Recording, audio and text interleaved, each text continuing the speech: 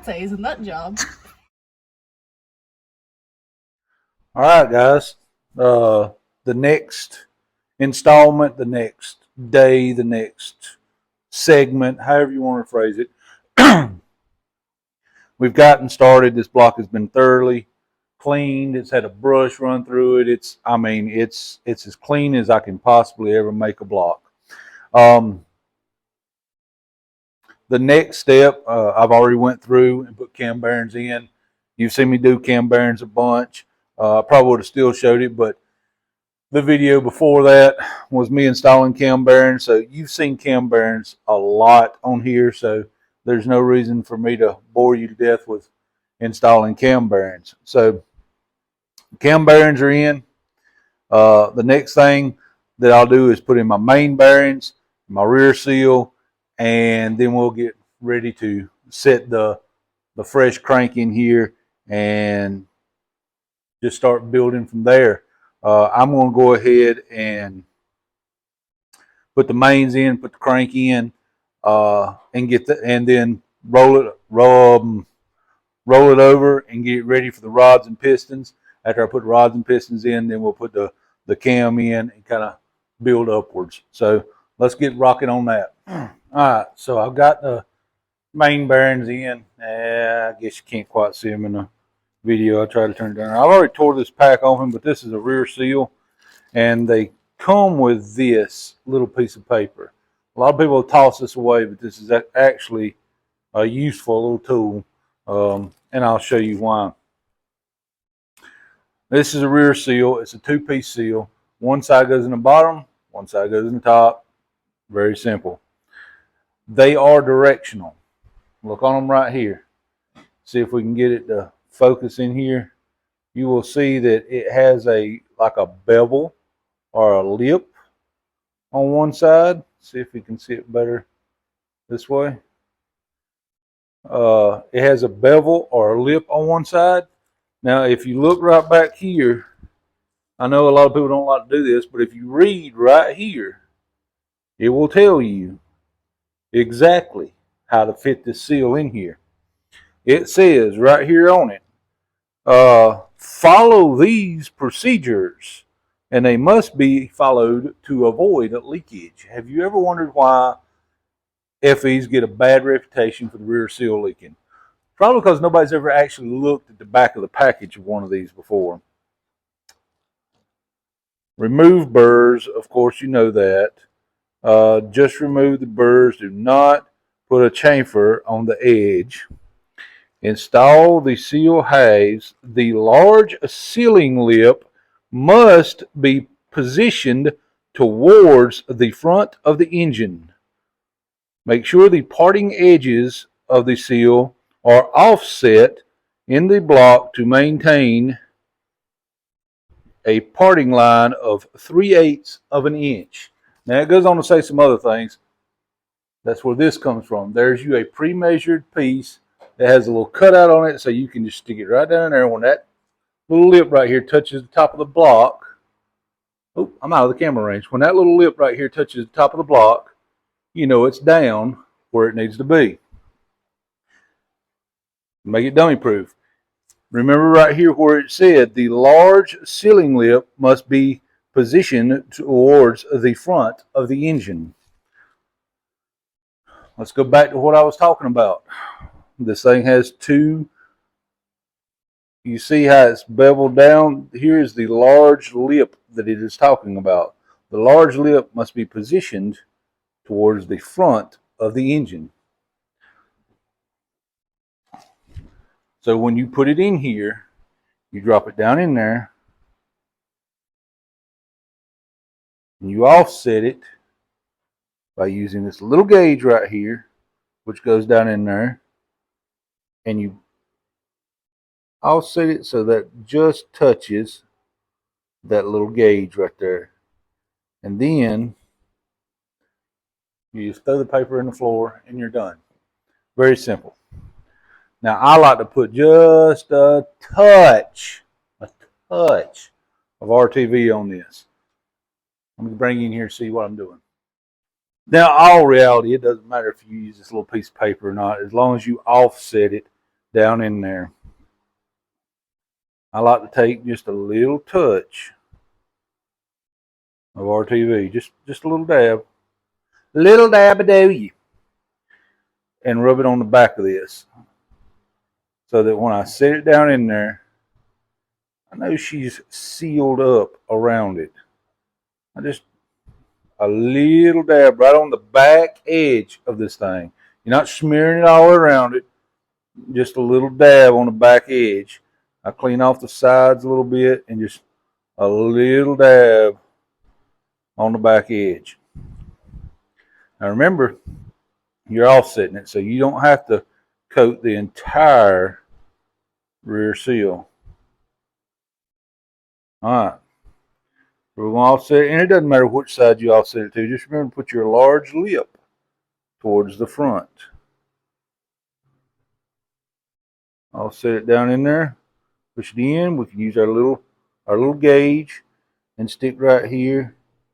And I've done enough of these where I pretty well eyeball it right on where it needs to be. So that's all there are to that. Once that's down in there, it's there. Now you don't even have to think about that anymore. We're ready to set our crank over in this now. So we're not quite ready to set our crank in. I may have misspoke just a hair. I think my camera's a little crooked, but it'll be all right. Assembly lube. High zinc assembly lube. This is just an Engine Tech brand. You can use whatever brand you feel comfortable with. A lot of people like to use the name brand stuff, but at the end of the day, it's really just a really thick zinc coated goop, and that's all that matters is you get it in there and on all these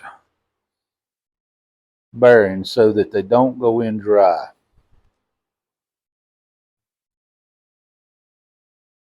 Just a little goop on them. A little bit of this will go a long way because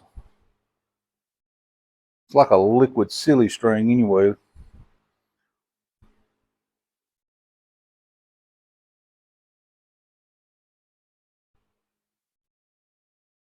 Alright, we'll just over lubricate them. Won't ever chance. Now that little dab that's left on my finger right there, I'll just rub it right along the lip of that rear seal right there. You don't have to do that. That's just something I do. This is a fresh crank done by our friends over at Powell Machine.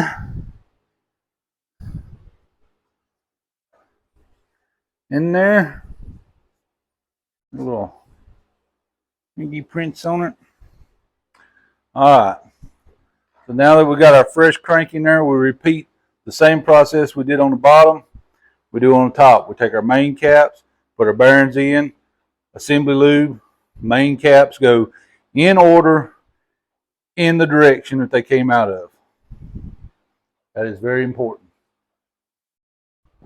So you can see what we got here. We got our fresh crank. I don't know why the light comes on and puts a weird glare over everything. It makes the colors look weird. I guess I need something better than my phone. Look at my hand. Even my hand looks almost brown. Anyway, fresh crank, fresh bearings, all dropped in here now. Fresh crank, fresh bearings, all dropped in here now. And now we're ready for our caps and main bearings, and then our crank will be installed.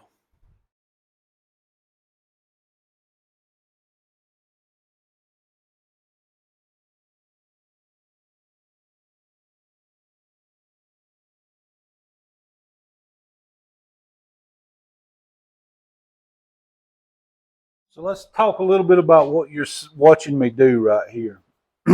So there's no questions about it. Main caps, I like to clean them and make sure they're clean and dry.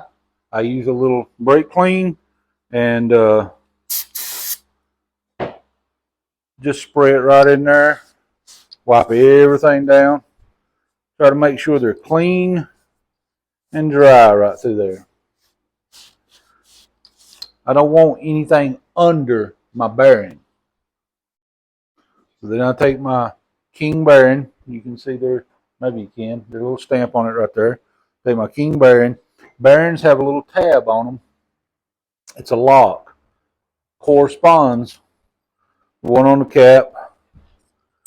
Simple, easy. Pops right in there just like that.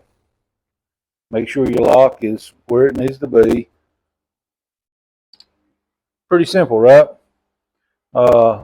Now, all these things are directional, and I mark all the caps. That mark's almost faded off, but you can see it's numbered, and the direction is marked on it.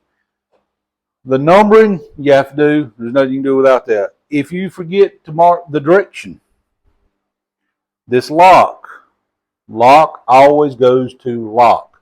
The corresponding lock on the block will be on this side. So there'll be locks, but the locks always sit on the same side as each other. A little of our assembly goop in here. Look how stringy this stuff is.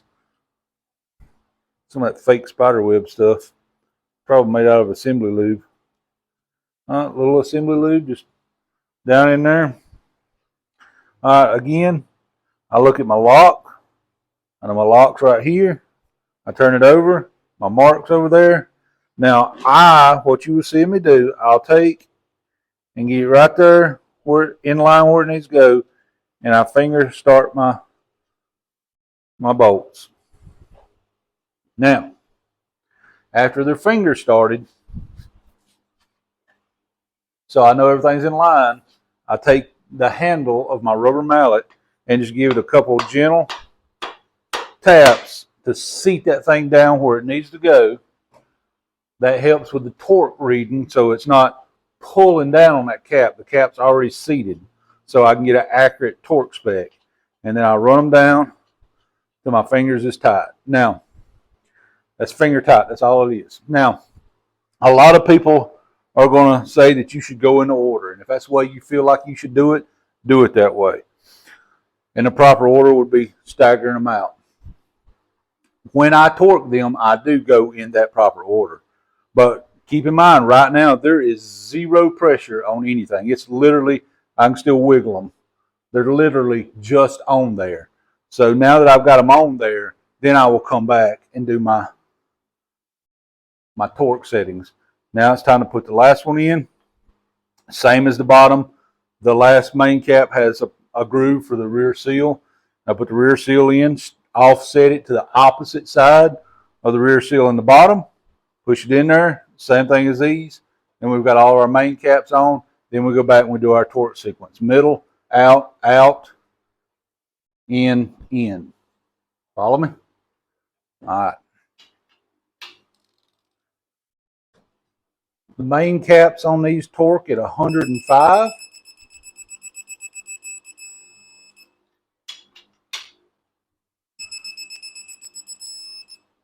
Always start in the center and work your way outward. I also always do 2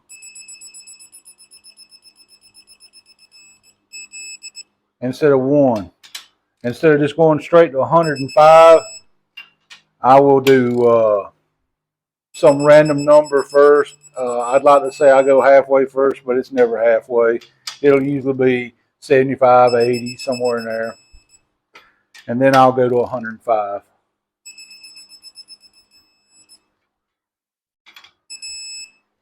All right, and then we call that good. But just as I've stated many times, we want to rotate this thing now and feel what it feels like so that we know there's an issue. And this thing right now is as smooth as silk.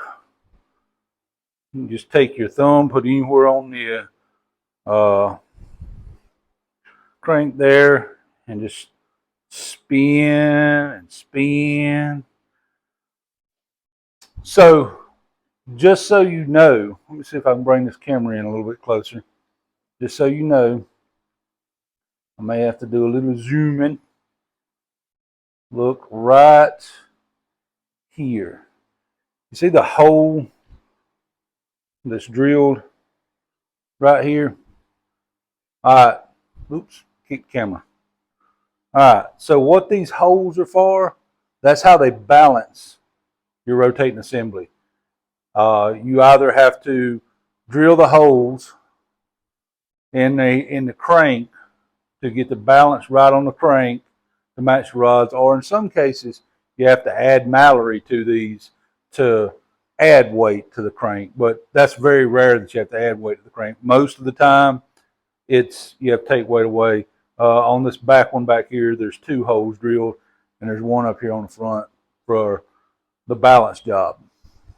Okay, I'll hit this kind of quick. I put the number 1 piston in. I brought it up to the top dead center.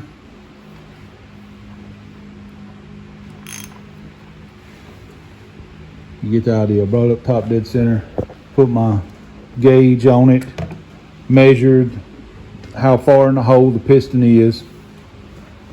Went online to the Wallace calculator, however accurate you want to use that, and it says with this dish volume, with this thing being just slightly in the hole, that this engine should be 9-to-1 compression. Now, I told you from the start, this is not a race engine, but 9-to-1 compression for a street engine is actually kind of good. For a 360, it's really good. And it's going to allow you to run pretty much any kind of pump gas anywhere you want to run and run fairly well. So 9-to-1 compression, according to the Wallace online calculator. You go on there and you enter all the little information. Now, the only thing that was a guess on there, and I'm going to be honest and upfront, is the head CCs.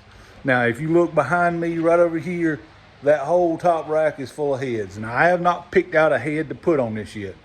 But the most common one up there, pretty much all of them up there, is 72 cc's. Now, I will double check that. And of course, if one of them, if the heads need cleaned up a little bit, that could change them a little, whatever. But a ballpark guess right now is 9-to-1. Now, if anything changes, honestly, I think it would change for the better, because I'm pretty sure all those heads up are 72 cc's. And if I have to have them cut a little bit or anything to make them flat, well, then that just makes the compression better. So pretty sure this is going to be a 9-to-1 compression engine. With the specs on the cam that I have, which is very similar to the factory 428 Cobra Jet cam, I had one ground for another project, and it never came to fruition. So I'll have to look at the specs again. I think it's 481, 490 lift, not a monster cam, but it's very close to the factory Cobra Jet cam. I think that's the right specs. That should make a good, healthy little daily driver engine. It's going together pretty good. So far, everything is smooth sailing. Hopefully, Lord willing, it stays that way, and we get a nice, decent little 360 here, and then we're going to waffle it off. $40 a spot, 40 spots. I've got bills to pay, and I'm behind on some things. Just being real with y'all, I'm behind on a few things just because of the medical issues I had earlier in the summer, and I'm trying to get caught up, and I'm this close to being caught back up and everything being paid and me being even again and being able to start over fresh. So, waffling this motor off right here is going to help me out on that. And that will be done on my Facebook page, Frizzell Racing on Facebook. And it's very simple, $40 a spot, 40 spots. Once I get this thing almost done, I'll go ahead and put the board up and let people start coming after their number. So hang in there. We're getting there. We're getting there.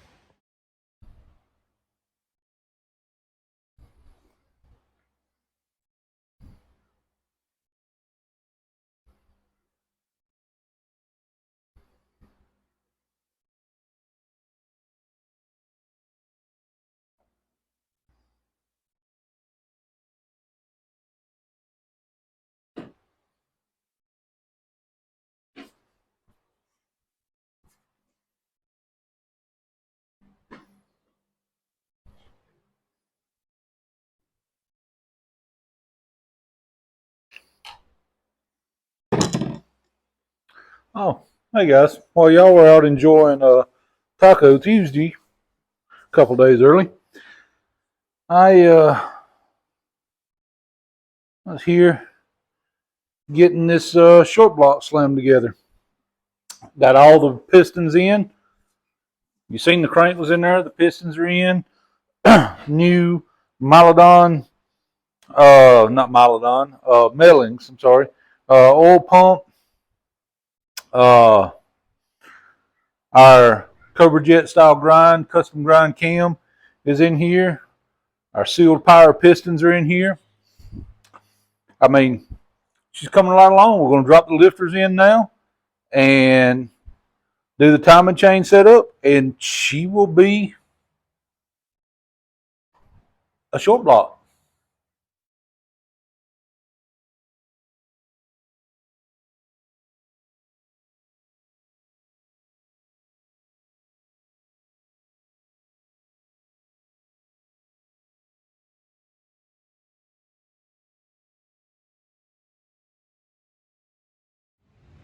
Got you one of them nice fancy timing chains. I wish the light wouldn't come on this thing. It screws up the color and everything. Anyway, there, look at here. You want them nice fancy timing chains with all the numbers and the doodads, so you can, if you want to. It's pretty, ain't it? Probably only 360 in the world that's got one of them in it. All right, guys, so here we go. We pretty well have, well, we do have an assembled short block. I don't have the oil pan on it. I don't have the timing chain cover on it. But for the most part, we have an assembled short block. Now, I'm going to put the timing chain cover on it and oil pan on it, tape everything up, and get a coat of paint on it this evening so that the short block will be done, in fact. I do have to make a trip into town in the morning and pick up a new oil pickup tube for the pan, and there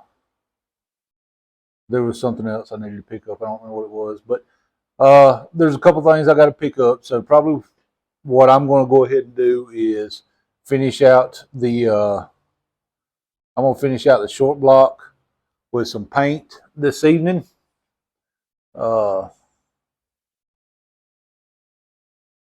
Finish out the short block with some paint this evening, and the next time you see this engine, it will be a complete short block in color and everything, and ready to put our heads and intake and all that on. If you are not aware, I'm putting this engine together for the most part. I know it's not a very popular thing to say, but to benefit me. Not a lot of people come out and say that, but the truth of the matter is I got behind on some things. I owe some bills and stuff from when I was down for a couple of months in hospital stay and my surgery and all that. And I want to get these bills paid off and get that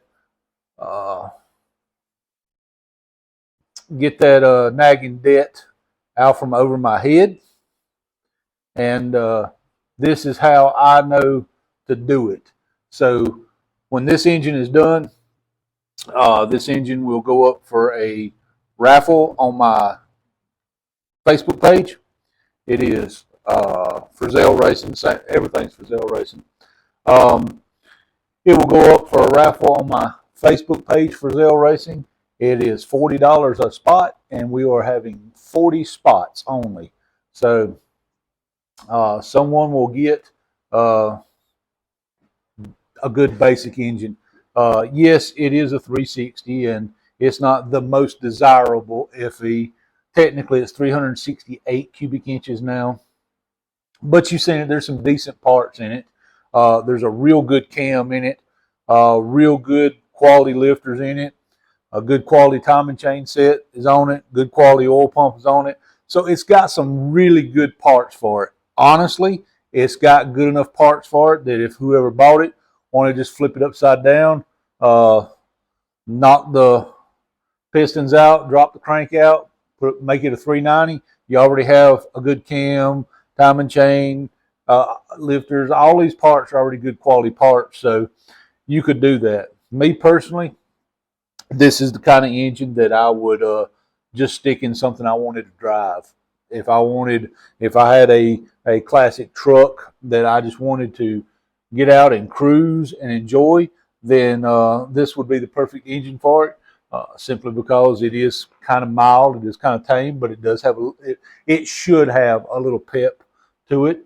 It should run fairly well, and it should sound fairly good.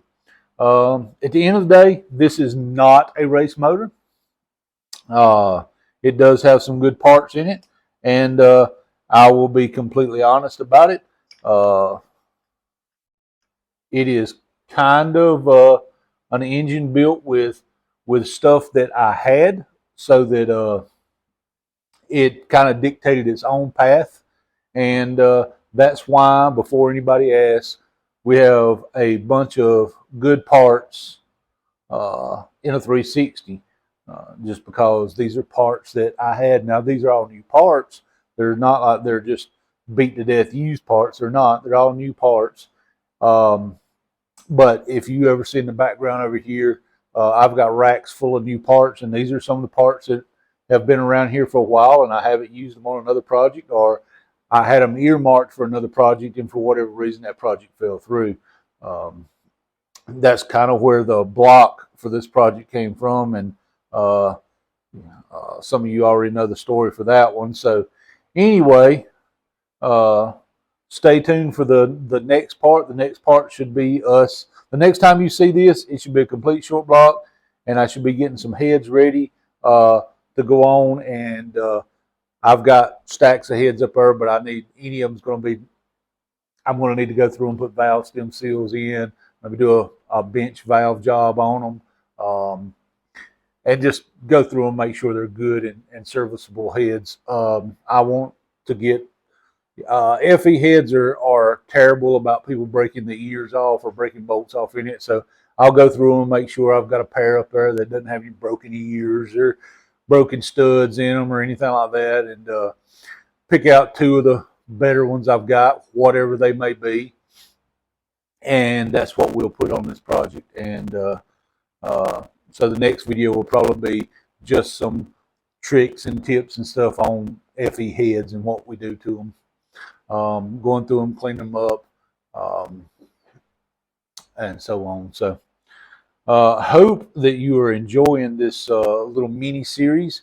There will be at least one more video on this engine. This is the second video. There will be at least one more video. There possibly could be two videos.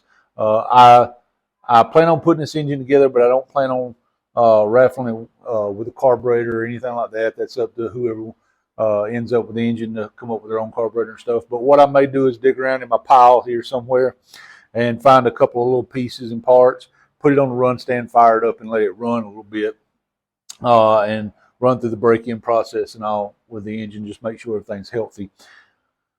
But if I do that, whatever carburetor I use will not come with it. The distributor, I don't know yet. I have a couple of options with distributors. I just have to figure out what option to go with on this engine. I have a few different ones. With all that being said, I hope once again that you're enjoying this series. If you want to help out but you don't need the motor, one of the best ways you can help out is click the like button, hit the subscribe button, and share these videos. You know, there's no secret about it that YouTube pays a little bit of money to do these, and the more watches they get, the more money they make. So if you want to help out in that way, you can do that also. But until we get there next time, I hope the Lord blesses you today more than He did yesterday. I hope you guys tune in for the rest of this series, and we will see you on the next one. God bless you.